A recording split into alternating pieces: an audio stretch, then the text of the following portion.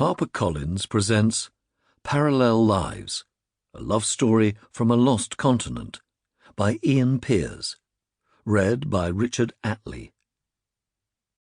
To L.S. Whole centuries separate the present from the days I am about to depict. François-René de Chateaubriand, Memoirs from Beyond the Tomb. Introduction. A few years ago, my old Russian friend, Larissa Salmina Haskell, showed me a sepia-tinted photograph that was lying on a pile of old newspapers. I asked who it was, this young boy in military uniform. "Ah," she replied, "that's my cousin. He was eaten by a bear." She paused and looked at me carefully. "It was a white bear," she said, managing to convey the idea that to be eaten by any other sort of bear would have been indeed unfortunate. She often came out with unsettling remarks, which generated far more questions than they managed to answer.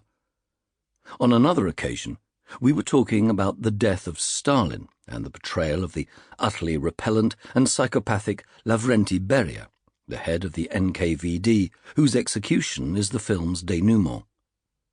Larissa nodded in agreement, then added for the sake of fairness, "But we always quite liked Beria in my family."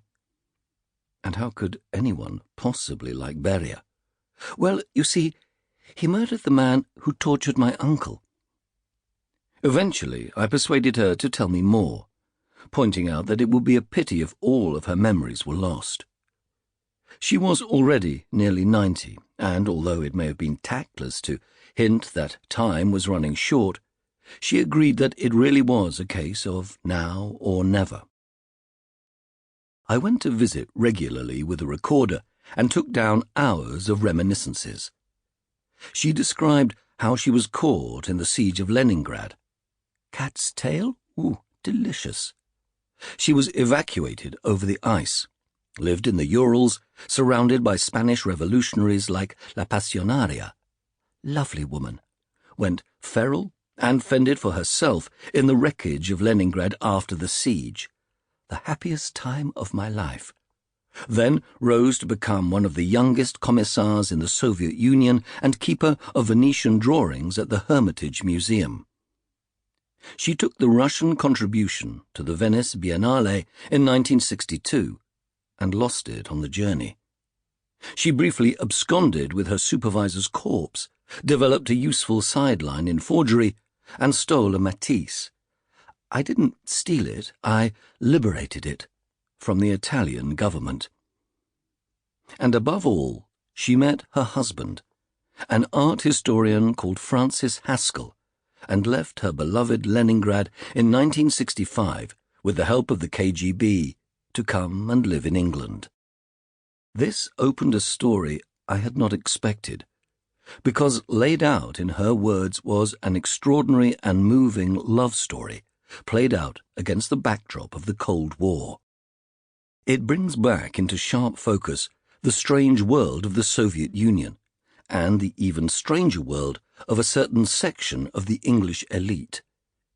It comprises two tales, one which begins in northern Russia, the other in Baghdad, and tries to describe how the daughter of a Soviet army officer from a noble family could meet the grandson of an Iraqi Jew, with both instantly understanding each other so profoundly that they were prepared to risk heartbreak and, in her case, retribution in order to be together. It is about how coming to England from the Soviet Union was a sacrifice, and how it was the English man, not the Russian woman, who was set free because of their meeting. It is a tale of a Europe that is lost, not the Europe of geographical and ideological divisions, but of a certain mentality which was common to a very few on both sides of the Iron Curtain. When Francis went to Leningrad to meet her family, he recorded a dinner with Larissa's husband's mistress, who is one of Larissa's closest friends. It was also familiar to him, as his friends in France and Italy and England Sample complete. Ready to continue?